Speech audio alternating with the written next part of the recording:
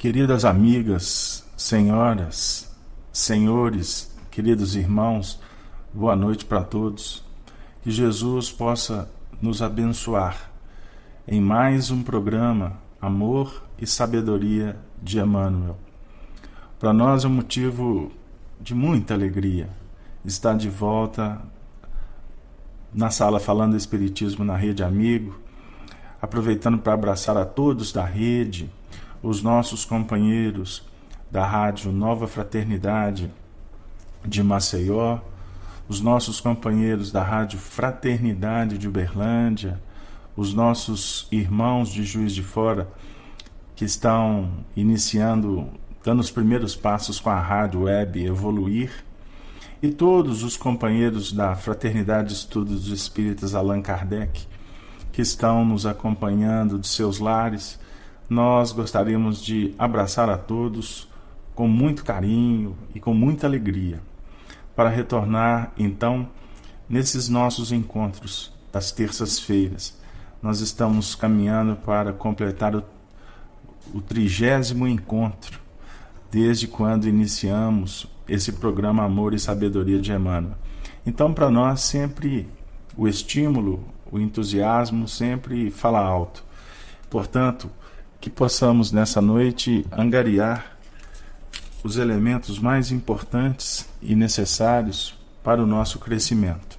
E no diapasão da fraternidade, por certo, nós teremos aqui, pela seriedade que o trabalho exige de todos nós, a presença daqueles que tutelam o movimento espírita no Brasil, de acordo com a égide de Ismael, o nosso companheiro André Luiz, que tem a responsabilidade de cuidar desse espaço, e especificamente no nosso trabalho, que a equipe, a Falange de Emmanuel, possa nos auxiliar, tendo em Chico Xavier aquele que se tornou um grande embaixador da espiritualidade entre nós. Na última semana, nós iniciamos um singelo trabalho em torno do livro Leis de Amor, que foi ditado pelo Espírito Emmanuel a Chico Xavier e a Valdo Vieira. E nós nos propusemos a trabalhar o primeiro capítulo. E na última semana nós conseguimos caminhar até a questão de número 8º. Então eu vou ler, para iniciar o nosso trabalho, apenas as perguntas que foram tratadas no último encontro, convidando aqueles que desejarem acompanhar o conteúdo. O áudio se encontra disponível na Rede Amigo Espírita, exatamente no espaço Amor e Sabedoria de Emmanuel. Então, o tópico é Causas Espirituais das Doenças, que é o primeiro capítulo. Foi formulado essas questões pelos companheiros da Federação Espírita do Estado de São Paulo a Emmanuel. A primeira pergunta: o que estrutura espiritualmente o corpo de carne? A segunda: o erro de uma encarnação passada pode influir na encarnação presente, predispondo o corpo físico às doenças? De que modo? A terceira: quais os dos dois aspectos da justiça, que foi trabalhado na resposta da questão anterior, a justiça dos homens e a justiça de Deus? A quarta questão: qual a relação existente entre doenças e justiça? A quinta: o que faz o espírito antes de reencarnar-se, visando a própria melhoria? A sexta: que pedem para regenerar-se os intelectuais que compuscaram os tesouros da alma? A sétima: que medidas de reabilitação rogam os artistas que corromperam a inteligência? A oitava: que emendas solicitam os oradores e pessoas que influenciaram negativamente pela palavra? Então são 8 questões de muita importância e que nos auxiliaram bastante nas reflexões, para que nos dessem um ponto de sustentação para iniciar a questão 9ª que a gente vai ler agora. Que providências retificadoras pedem para si próprios aqueles que abraçaram graves compromissos no sexo? Resposta de Emmanuel: criaturas dotadas de harmonia orgânica, que arremessamos os valores do sexo ao terreno das paixões aviltantes, enlouquecendo corações e fomentando tragédias. Suplicamos as doenças e as inibições genéticas, que, em nos humilhando, servem por válvulas de contenção dos nossos impulsos inferiores. Essa questão de extrema importância para as nossas reflexões, porque ela está diretamente vinculada, portanto, como iniciamos, às tratadas anteriormente. Ou seja, de acordo com a misericórdia da providência divina, dentro do mecanismo evolucional que propõe a reencarnação, todos nós estamos num processo de educação e de reeducação constante, buscando sempre aquele ponto de equilíbrio diante das nossas necessidades e da nossa posição espiritual. Em todos os setores, a justiça divina, então, vem favorecendo o nosso aprimoramento em todos os sentidos. Na semana anterior, nós refletimos sobre a diferença entre a justiça de Deus, que se expressa em misericórdia, e a justiça dos homens, que se manifesta cheirando violência. No mecanismo que ainda nos vinculamos, nós estamos sendo impactados por impactar. Nós estamos respondendo em cima da causuística do caminho, pois semeamos e hoje lutamos para fazer uma colheita que possa nos auxiliar com mais eficiência. Por isso a dor ainda é um anjo que bate à nossa porta por vezes, para nos mostrar limites e ao mesmo tempo apontar possibilidades. Como Francisco de Assis falava na Úmbria, o anjo dor. Nesse momento ainda, preferimos permanecer na indiferença, na rebeldia ou vinculados à ilusão. Por isso, em todos os setores, como no sexo, nós estamos buscando esse reajuste.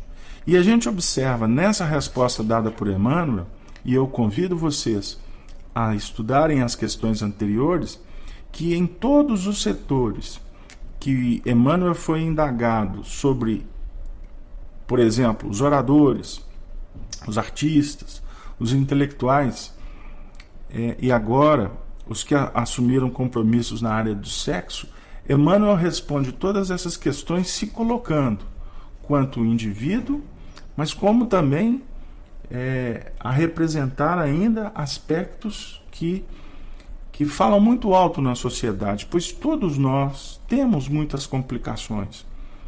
Em todos os setores, nós temos algo a ajustar, reaprender e, acima de tudo, pelos mecanismos desse aprendizado, aprendermos a compreender e sentir a presença de Deus entre nós, para que, nas movimentações do amor, nós possamos trabalhar de sorte a criar um outro circuito de vida para nós mesmos e, ao mesmo tempo, favorecer de uma forma mais fraterna, mais respeitosa, aqueles que caminham conosco, que são os nossos irmãos, aquelas almas que amamos, como também aqueles corações que de alguma forma nós nos complicamos e criamos antipatias, situações adversas, e que nesse momento estamos lutando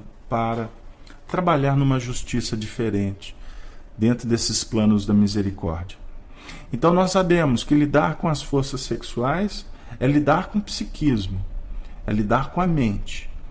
E afirma Emmanuel, por exemplo, nos vem à memória agora, no livro Religião dos Espíritos, numa página que trata do assunto da questão sexual, que o sexo é o motivo do maior índice de mortes na humanidade. Porque a partir do momento em que os seres, nós nos desviamos desta aplicabilidade bendita, desta força que sustenta o próprio universo, nós nos desalinhamos, nós nos desajustamos. E por isso temos que trabalhar para voltar ao centro, aquele ponto de equilíbrio. Por isso muitas obsessões, por isso muitas dificuldades, frigidez, compulsões, complexidades na área da fertilização, enfim, são aqueles convites que muitas vezes apresentam-se inibidores, mas na realidade é o próprio impacto da lei que então vai favorecendo para o nosso despertamento.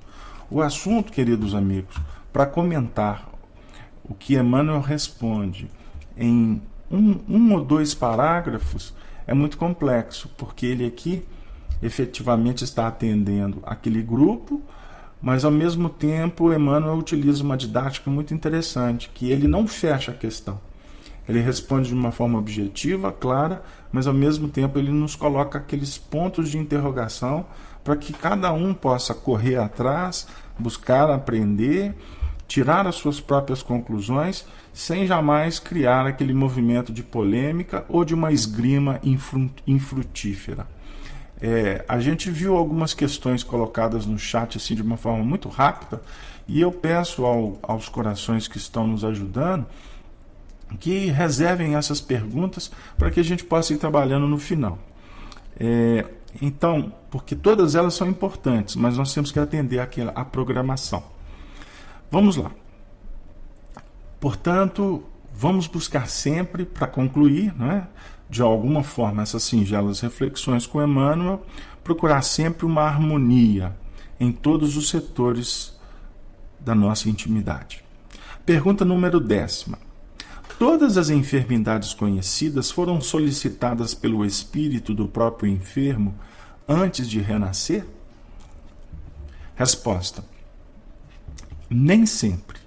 O espírito requisita deliberadamente determinadas enfermidades, de vez que, em muitas circunstâncias, quais aquelas que se verificam no suicídio ou na delinquência, caímos de imediato na desagregação ou na insanidade das próprias forças, lesando o corpo espiritual.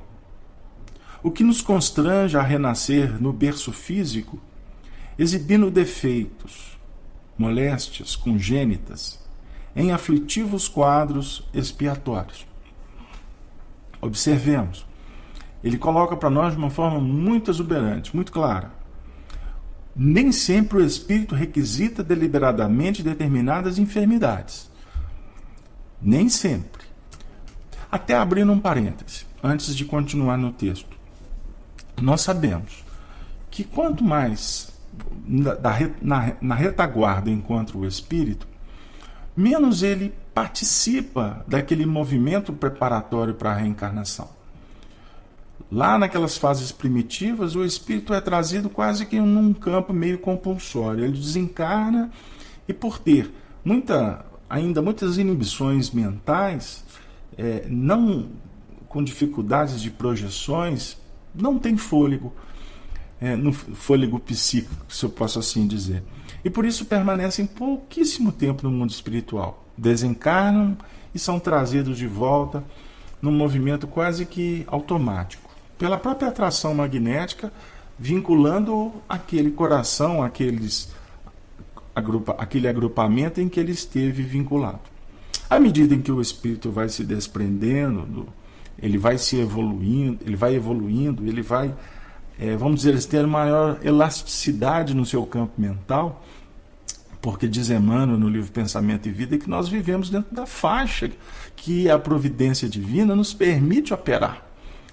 É assim que podemos, assim, de uma forma simples, vamos dizer assim, categorizar a nossa possibilidade mental. Ninguém dá um salto sem conquistar aquele piso de segurança que possa garantir para ele, vamos dizer assim, um passeio mais à frente, não é mesmo? Portanto, à medida em que o espírito vai crescendo e vai adquirindo responsabilidades, conhecimento, enfim, ele vai participando de uma forma natural e bem tranquila do mecanismo das escolhas. E aqui nós vamos sintetizar com o André Luiz, chamando do planejamento reencarnatório. Podemos optar, inclusive, pelas doenças, pelas dificuldades, pela convivência, enfim.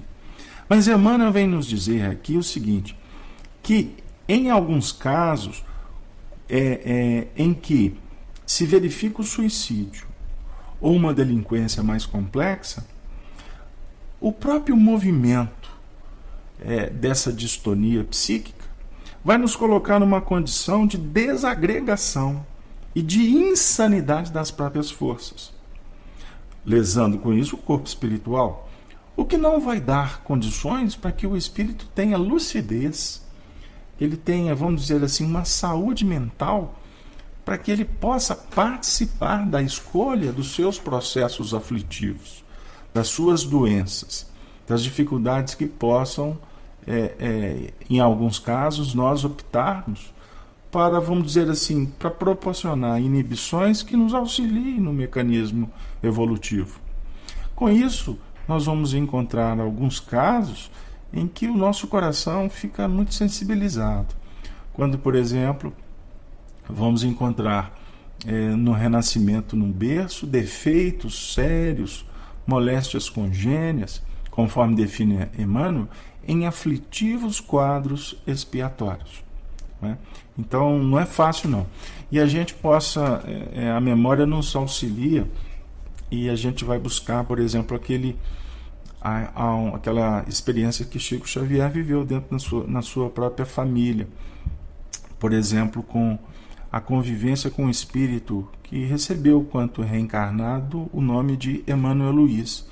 Ele era filho de José e Geni Xavier. E essa era uma criança que tinha muitos problemas desde o seu renascimento, não é? Quadros aflitivos. E isso tudo aconteceu face aos desmandos, aos seus desvios psíquicos, quando vivera na época da Revolução Francesa e era um dos líderes do Tribunal Inquisitorial. Ele assumiu tantas complicações que que ele viveu mais de um século no plano espiritual, em regiões extremamente difíceis, e por misericórdia da providência divina, a espiritualidade, dentro do próprio agrupamento, que muitos deles estavam lá na época da França, naquele período conturbado do grito, né, de 1789, dentre eles o próprio Chico, que vivia na corte francesa, enfim, e esse coração foi acolhido, e Chico Xavier viveu muitas experiências importantes com ele, principalmente quando José Xavier desencarnou, e Geni também.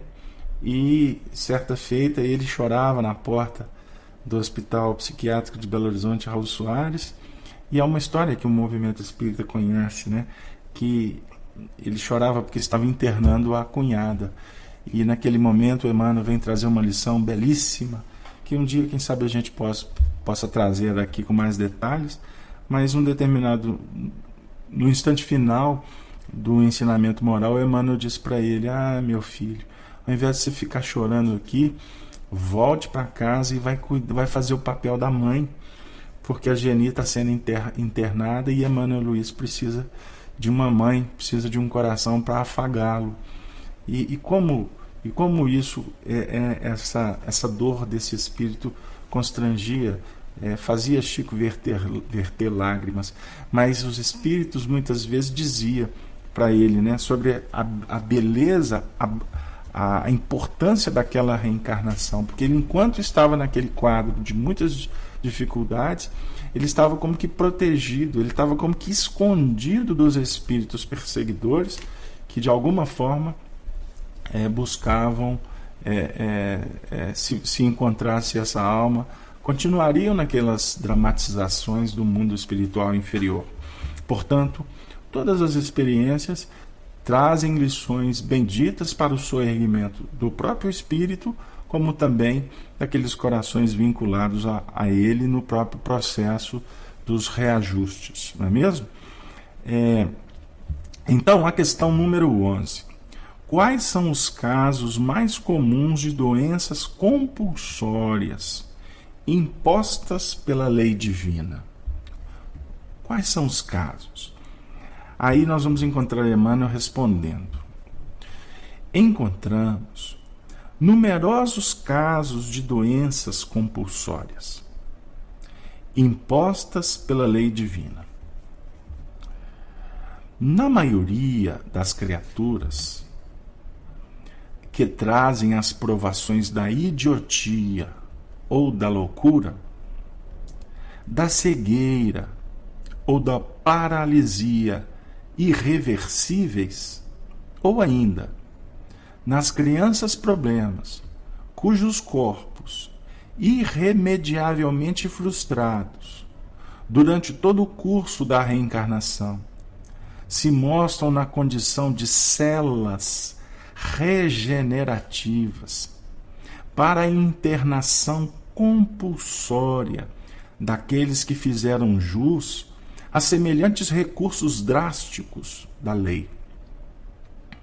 Justo acrescentar que todos esses companheiros, em transitórias, mas duras dificuldades, renascem na companhia daqueles mesmos amigos e familiares de outro tempo, que um dia se cumpriciaram com eles na prática das ações reprováveis em que delinquiram.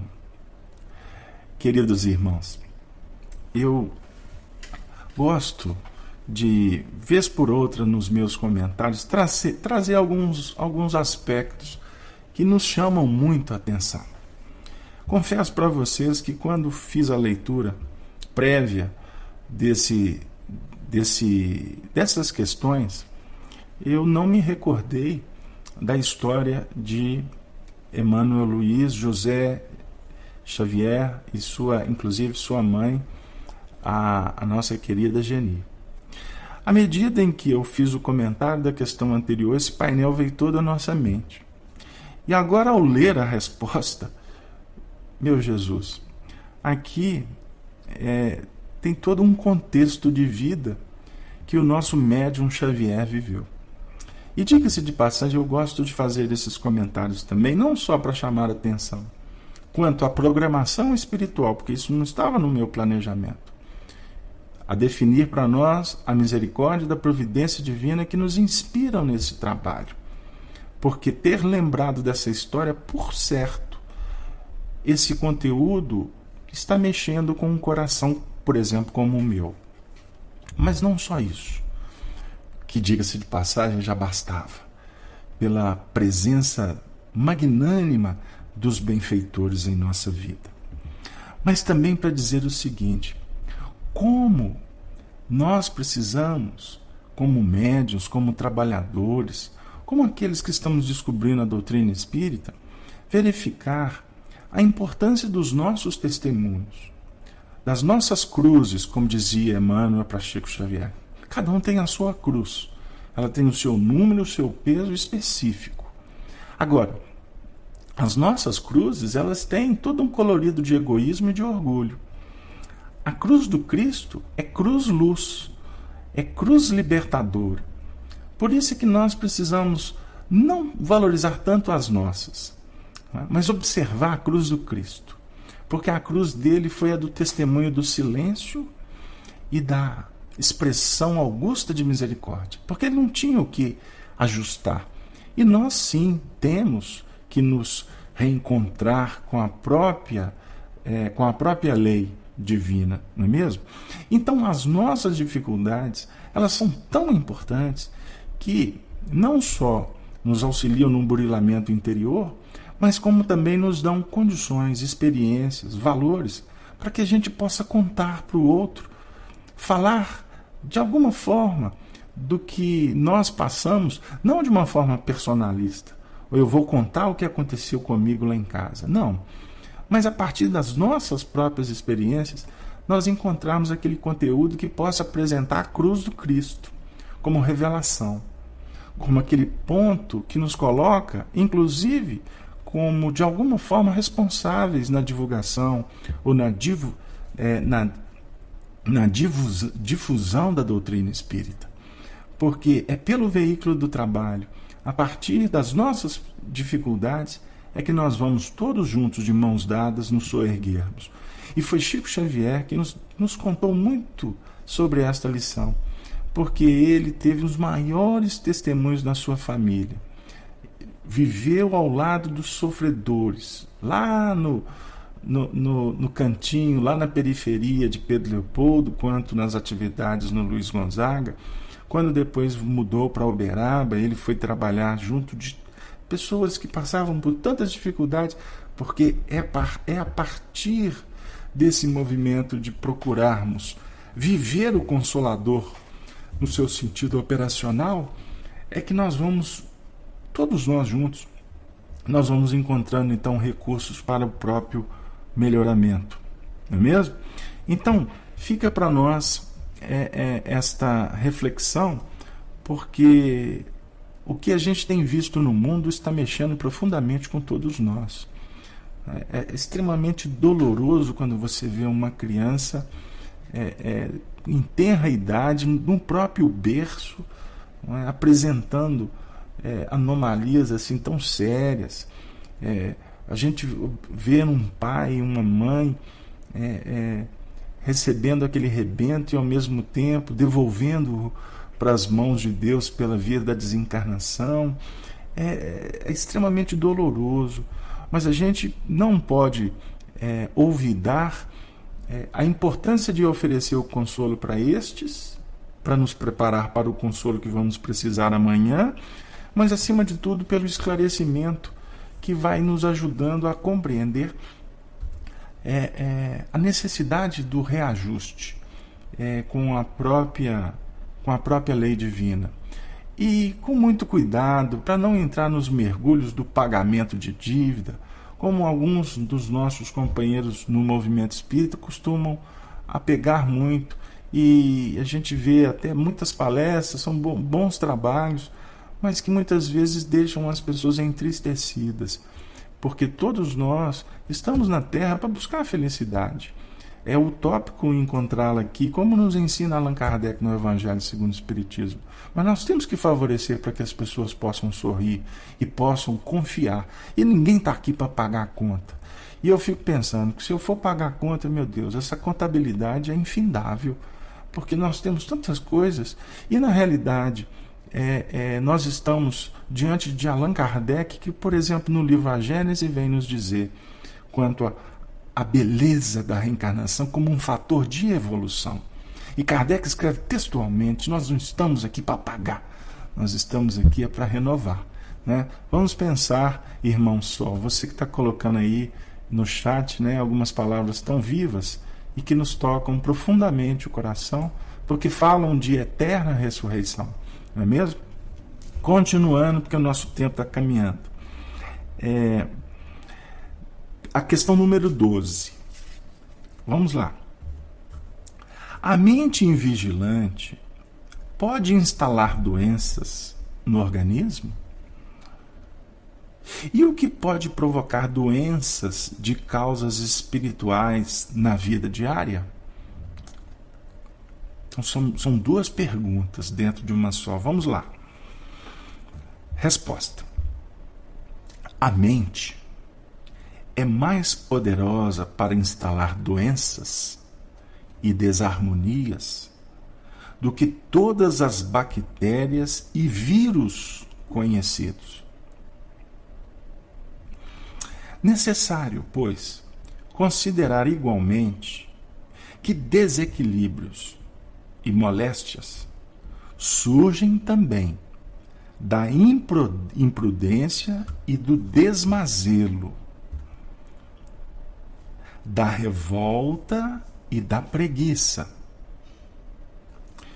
pessoas que se embriagam a ponto de arruinar a saúde, que esquecem a higiene até se tornarem presas de parasitas destruidores, que se encolerizam pelas menores razões, destrambelhando os próprios nervos, ou que passam todas as horas em redes e leitos, poltronas e janelas, sem coragem de vencer a ociosidade e o desânimo, pela movimentação do trabalho, prejudicando a função dos órgãos do corpo físico, em razão da própria imobilidade. São criaturas que geram doenças para si mesmas. Nas atitudes de hoje mesmo, sem qualquer ligação com causas anteriores de existências passadas. Então vem nos clarificar Emmanuel quanto à importância da higiene mental. Quando ele fala em desmazelo, é um termo que a gente usou muito aqui em Minas Gerais. Uma pessoa desmazelada. Uma pessoa que não tem zelo consigo mesmo. Não tem zelo com as suas coisas. E a mente é poderosa para instalar doença. Se nós entrarmos num circuito de angústia, se nós estabelecermos uma vinculação com a melancolia, não tenham dúvida de que um câncer virá a galope.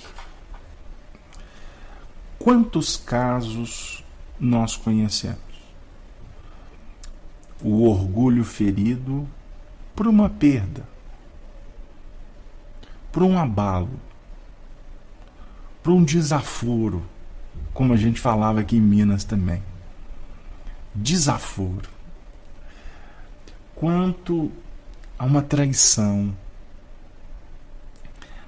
Aqueles movimentos que abalam profundamente a alma, e a alma não se coloca em guarda para lutar, para superar no diapasão do perdão.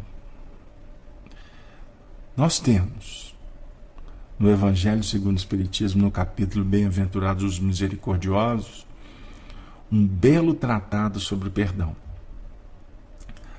aonde Paulo vem nos falar sobre a importância de aprender a perdoar as ofensas, a perdoar os inimigos, né? A perdoar a si mesmo, enfim, a perdoar os inimigos, mas as ofensas de uma forma muito contundente. Perdoar 70 vezes 7 a cada ofensa. Então são pontos que nós precisamos de refletir no nosso ambiente espírita com muito carinho.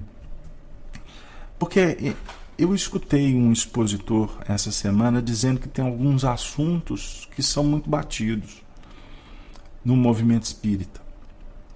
E ele falava sobre a reencarnação.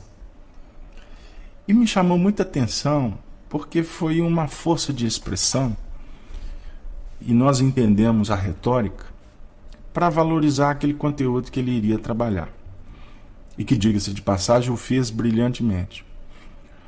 Mas nós estamos sentindo, no momento atual que vive a humanidade, que tem alguns assuntos que, se eles são batidos, para alguns, para a grande maioria, eles precisam de ser repassados, remontados, reconstruídos, porque nós ainda estamos na periferia do Evangelho. O Evangelho ainda é cognição para a grande maioria. Porque nós temos dificuldades que, se nós não repassarmos cada conteúdo em cada instante da nossa vida, nós podemos nos tornar letrados, exegetas de primeira linha, discutidores das academias, inclusive do centro espírita. Mas e o consolo diante dos testemunhos que visitam a humanidade nesse momento? Então eu gostaria de, se vocês nos permitem, ficar nessa primeira frase, porque a partir do momento em que Emmanuel vai fazendo, ele vai clarificando, tocando em alguns pontos de higiene, de cuidado, de saúde, de coragem de vencer a ociosidade, o desânimo, que é um dos assuntos seríssimos, que muitas vezes quem não é espírita nem tem essa informação. Porque a ociosidade, ela mata. Ela mata. E a ciência responde a isso. Mas a doutrina espírita, como ciência da espiritualidade, vem nos dizer sobre o movimento da nossa mente, que precisa de se renovar o tempo todo, porque nós alimentamos da própria produção mental. Então, se o indivíduo fica na janela, se ele senta na beira da estrada, como fala o Erasmo Carlos, ele vai efetivamente promover uma destruição, porque ele deixa de operar. Como assim? É importante a gente refletir, porque a lei de progresso é trabalho. A lei de a lei de progresso é ativa, é proativa. A lei de destruição, ela é simplesmente você sentar na beira do caminho. Os escândalos são necessários, mas há de quem os pratica, fala Jesus. Mas é necessário a gente refletir que na realidade a destruição é simplesmente por deixar de operar no bem, de sintonizar com a luz, de produzir de uma forma importante. Isto é a essência da destruição. Você não cuida da casa, daqui a pouco tem inseto, vai ter erva daninha e vai chegar um tempo que as paredes vão cair pelas próprias alterações climáticas, por uma série de injunções, inclusive que ela vai ser povoada por vibrações complexas do mundo espiritual inferior. A Vamélia está colocando no chat assim: vida sem ação é estagnação. Muito bem a frase.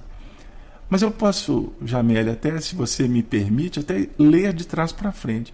A estagnação efetivamente caracteriza a ausência de vida. Morte.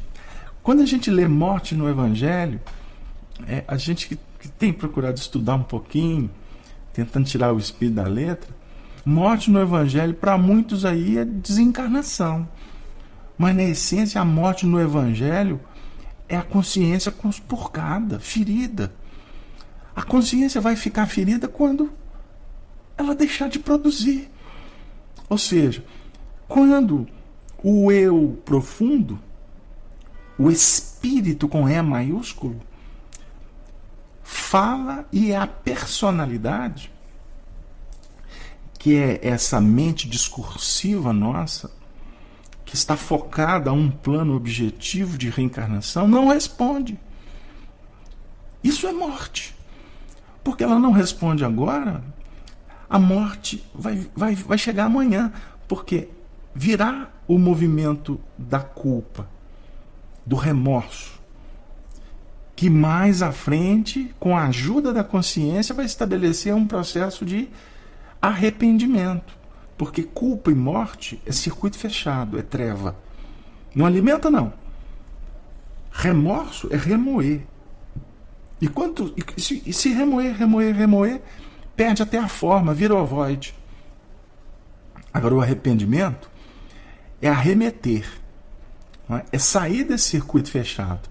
Por isso que o apóstolo da verdade, quando esteve lá atrás com Jesus, nos ensinou: arrependei-vos, porque é chegado o reino de Deus.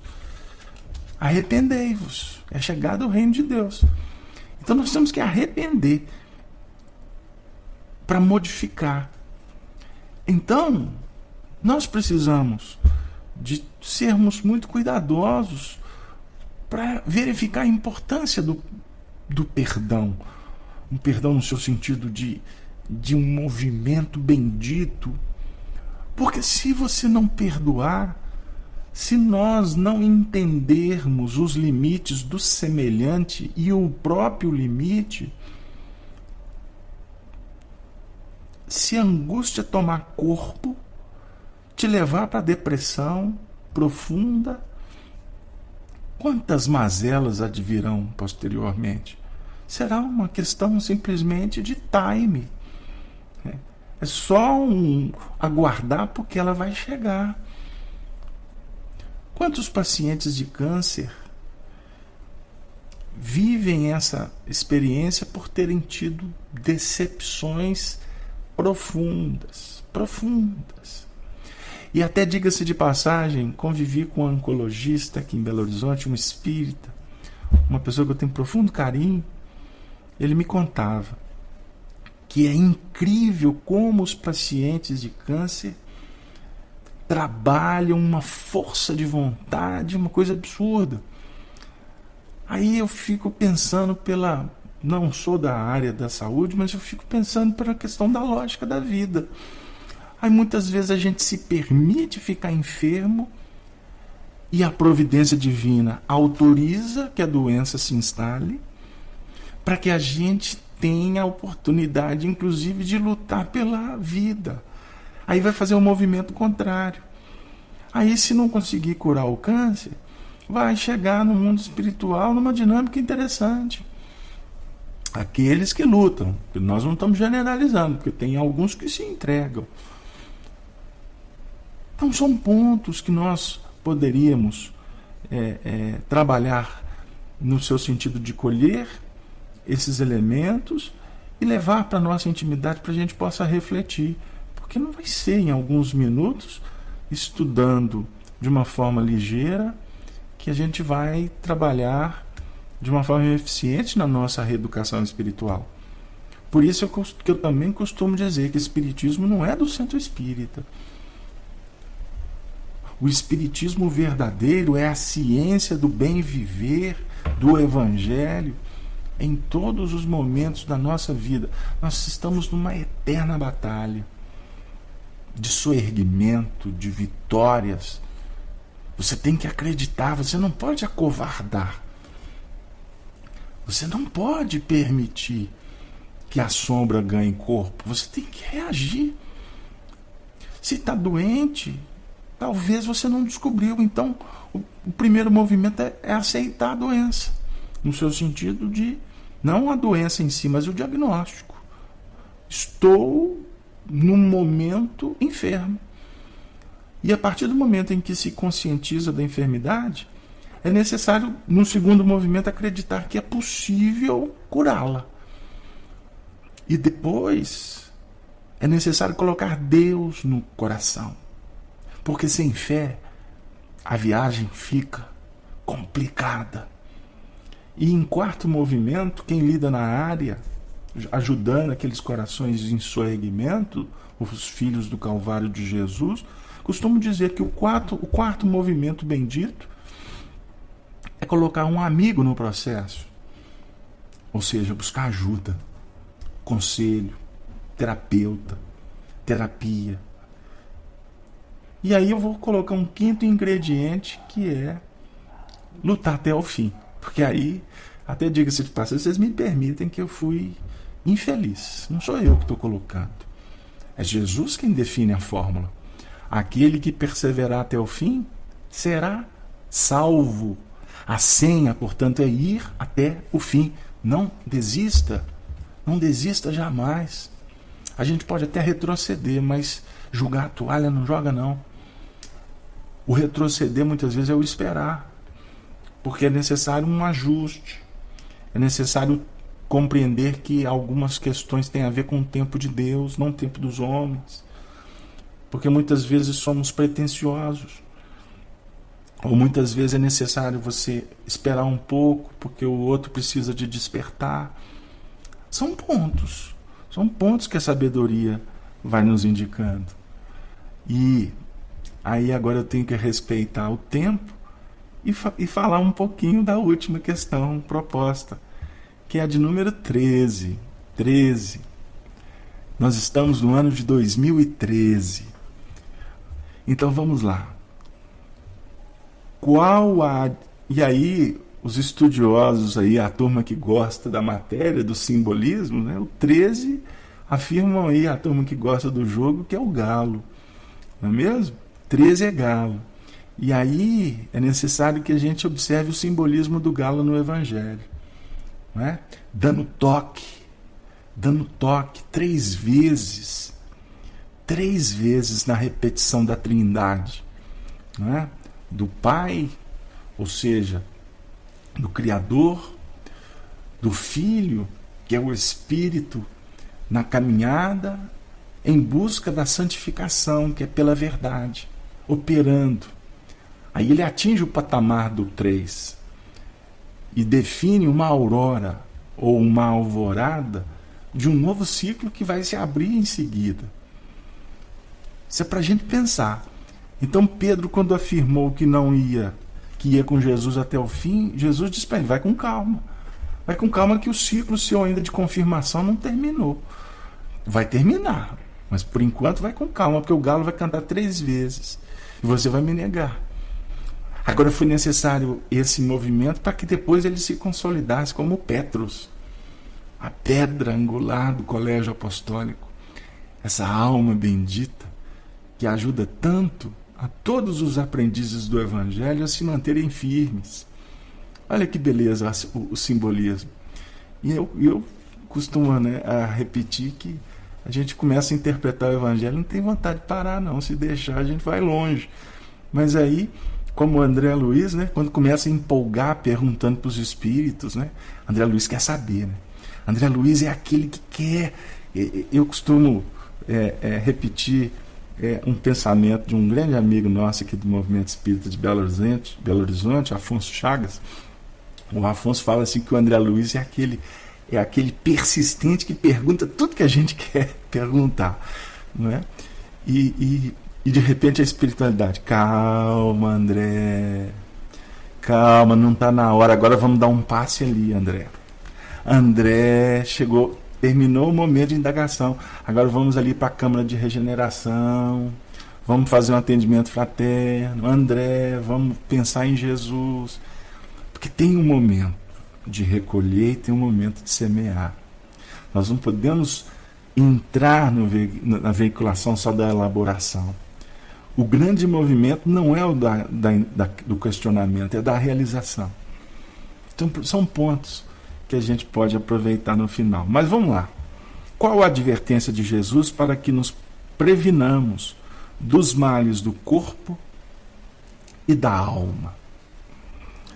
Eu gostaria de reler a pergunta e vou dar 10 segundos para que todos nós possamos tentar encontrar uma resposta. Porque é assim que Emmanuel operava com Chico e é assim que os educadores cuidam do nosso aprendizado. Não é?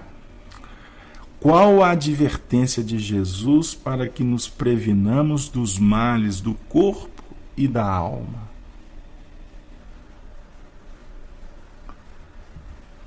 Resposta: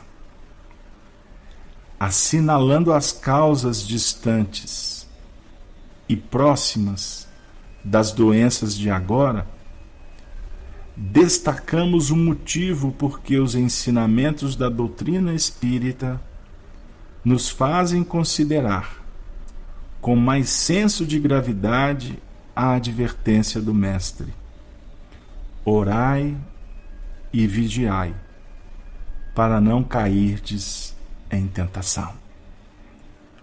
Então fica para nós, queridos amigos, o orai e vigiai, para não cair em tentação. Assim, iremos nos prevenir. de todos os males do corpo e da alma. E nós gostamos, apoiados em Emmanuel, de citar, quando vamos refletir sobre o vigiai, o capítulo 13 do Evangelho de Marcos, no seu versículo 33º. Ele diz assim: olhai, vigiai e orai. Primeiro, olhai. Jesus diz: bem-aventurados quem tem olhos de ver. Olhe, observe os sinais da vida. Em seguida, vigia, porque o reflexo esboça a emotividade. A emotividade plasma a ideia. A ideia é que vai comandar a atitude, a palavra e a ação. Essa equação Emmanuel Nola a apresenta para todos nós no livro Pensamento e Vida. Na primeira lição, intitulado A Mente, que é o espelho da alma, a irradiar em toda parte. Então, o que esboça da instintividade, do reflexo, a gente não consegue dominar. Então, compete olhar o que está brotando da sua intimidade, da minha. Você tem que prestar atenção. E na hora que tomar corpo, é a hora que a ideia começar a tomar vigor, é um instante de domar o corcel. Como nos fala Allan Kardec no Livro dos Espíritos, sobre as paixões. A paixão é um corcel desgovernado. Então, olhai, o vigiai, é para estar atento. Agora, o orar, queridos irmãos, didaticamente, ele tem que vir no terceiro instante. Porque senão nós vamos ficar orando igual papagaio, de boca para fora, sem saber por quê. É necessário entender para que a oração se faça em luz, libertando, luarizando, dulcificando, inspirando, curando as nossas questões de foro íntimo. E com isso, meus queridos amigos da sala Falando Espiritismo da Rede Amigo, os demais membros que se encontram na rede nesse momento, companheiros que estão nas diversas web rádios, retransmissoras, e você, que depois irá ouvir esse áudio, seja no caminhão, no notebook, na cozinha da sua casa, fazendo o almoço, como algumas irmãs nos relatam, outros que baixam nos seus equipamentos, nos seus telefones e vão fazer caminhada, ou alguns companheiros que estão nos acompanhando lá na Alemanha. Eu envio um abraço para os nossos amigos de Munique, de Nuremberg, de Frankfurt, de Colônia, cidades que nós tivemos a oportunidade de visitar. Aquela companheira lá de Zurique, que acompanha sempre os nossos trabalhos, muitas vezes nas madrugadas. Você que está deitado na sua cama, recostado no travesseiro em busca da pacificação interior. Todos nós, nesse movimento de estudar Allan Kardec, a doutrina espírita, nesse nosso instante, a partir da proposta que Emmanuel nos oferece, clarificando um pouco mais, que todos nós, queridos irmãos, possamos nos dar as mãos, abraçando-nos uns aos outros, para sermos reconhecidos como os discípulos. Porque o discípulo é aquele que muito ama, e ele não escolhe a quem amar. Ele sai como um peregrino do mundo para falar do amor de Jesus para todas as criaturas, estando elas prontas para ouvir ou, quem sabe, abertas para receber o pão, o sorriso, o afago, a presença, o estímulo, o carinho, a solidariedade, a fraternidade. O andarilho do bem é aquele que olha a dianteira do horizonte, pensando que além dele deve haver algum lugar bonito para se viver em paz. Ele olha para as estrelas e procura inspiração, sabendo que Deus conversa com todos, através dos espíritos, das pessoas. Deus está em toda parte e Ele nos aguarda naquele movimento de misericórdia e paciência e expressões do autêntico, verdadeiro e soberano amor. Porque Ele sabe que, como filhos, um dia iremos verdadeiramente fazer a obra, viver a intensidade do amor, em plenitude e em paz. Paz é o que desejamos. Não a paz do mundo, mas a paz do Cristo, porque a paz do mundo é enganosa. A paz do Cristo é o do esforço contínuo. Por isso é que Jesus nos disse: tende bom ânimo, eu venci o mundo. E Emmanuel, nos apresentando Jesus como a porta e Kardec a chave, vem nos dizer que Jesus não disse que venceu no mundo. Emmanuel nos ensina que Jesus quis dizer que venceu o mundo íntimo, espargindo sempre a sua paz. Que a paz seja com todos nós e que a rede Amigo Espírita se fortaleça cada vez mais nessa grande pescaria do bem, pescaria das almas. Até breve. Até a próxima quinta-feira para aqueles que participam do programa Os Princípios Básicos da Doutrina. E a você que acompanha o Amor e Sabedorias de Emmanuel, eu vos convido para na próxima semana nós continuarmos o estudo desse livro Leis de Amor, com o tema Parentesco e Filiação. Ave, ave, ave Cristo. Boa noite para todos.